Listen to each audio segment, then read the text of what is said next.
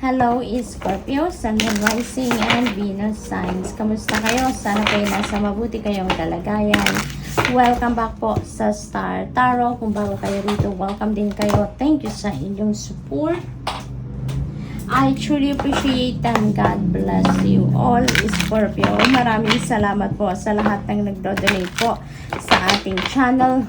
Thank you very much for sending me super thanks.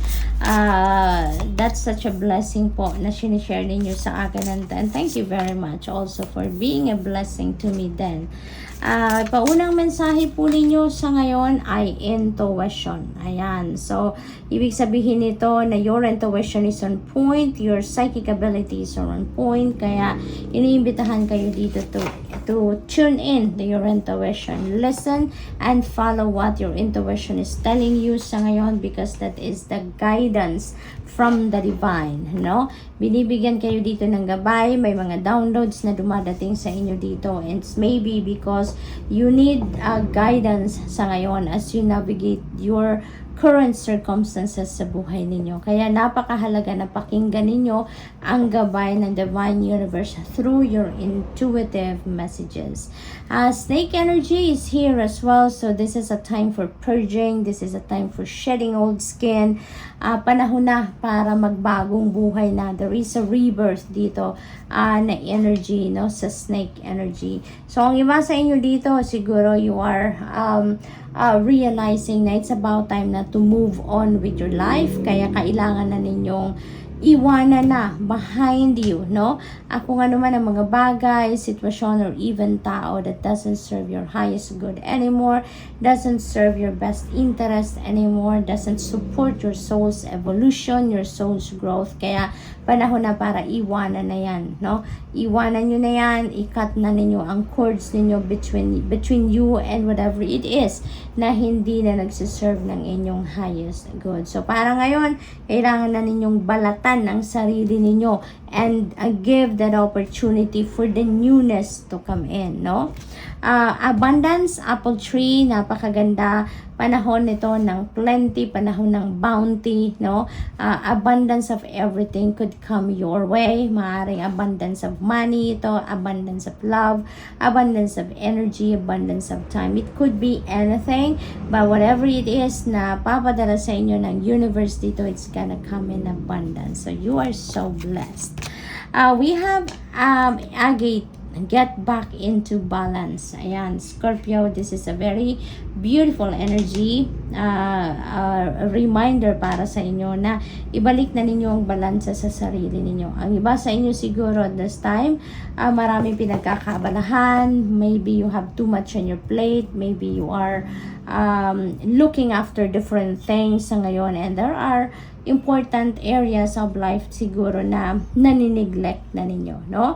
Kaya iniimbitahan kayo dito na get back into balance. Ibalik ninyo ang inyong sarili sa balance, so that you can get back to your core, you can focus on everything, di ba? Kasi hindi lang isang parte ng buhay natin ang dapat na binibigyan natin ng oras, panahon, atensyon. There are other things, lalong-lalo na yung pagsa-self-care natin, yung health natin, okay?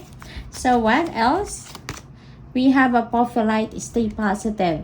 Ayan. So, ano't ano man ang pangyayari, even if we have obstacles or challenging situations na kinakaharap sa buhay, you know, huwag tayong susuko. Remain positive. Stay positive lang, because when you do, makakaasa kayo na positive things, positive experiences, beautiful things, and all the good things will come into your life, no?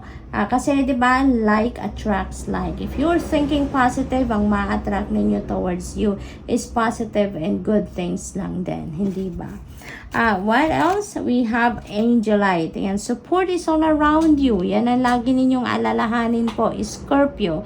Whenever you need help, you know, don't hesitate to ask for help. Don't hesitate to reach out to people na alam ninyo makakatulong sa inyo or mapagkakatiwalaan ninyo. Okay? That is a reminder for you na support is all around you, whether in the spirit realm or in the physical realm. Okay? There is always someone that can help you. Okay?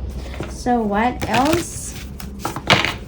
for Scorpio, we have sanctuary. Ayan, ang iba sa inyo dito may need to do some kind of reflection, may need to do some kind of introspection, contemplation, retreat. Siguro ang iba na nang iniisip ngayon, maybe may idea kayo where you are going para mag-retreat kayo. So, siguro ang iba sa inyo dito, yun din ang gustong gawin ninyo because siguro sa dami ng inyong ginagawa talaga, parang siguro at one point nasabi na ninyo sa sarili ninyo na parang disconnected na ako sa sarili ko. Parang hindi ko nakilala ang sarili ko. Kaya maybe you're going to embark on a retreat or maaaring ang gusto ng iba sa inyo yung mag-step back lang ng kahit saglit lang doon sa yung pinagkakabisihan at magpahinga. No, magpahinga, mag-tune in sa inyong sarili, tune into your soul, listen to your intuition. So maaaring gano'n ang ganap ng iba. We have courage. Ayan. With all this shedding, releasing na gagawin ng iba sa inyo dito, Scorpio, maaaring kailangan ninyo din humugot dito ng tatag ng loob, tibay ng dibdib ninyo so that you can carry out that shedding energy. Kasi totoo, mahirap mag-let go, mahirap mag-release. It's easy said than done, diba? Pero time is here na para gawin nyo na talaga ito. Kaya siguro, tatatagan ninyo ang inyong loob. Lalakasan ninyo ang inyong loob dito para magawa ninyo na to. Para makapag-move on na kayo sa buhay. No? So, good luck to that, Scorpio. Kayang-kaya ninyo yan. Wala kayong maiisip na hindi ninyo kayang gawin sa realidad. Okay? Retreat. Ayan na. Speaking of retreat, here you go. Sang iba talaga sa inyo dito. Planning to embark on a retreat. Scorpio, kaya lumabas din si retreat energy. So, maybe this is really what you really need right now.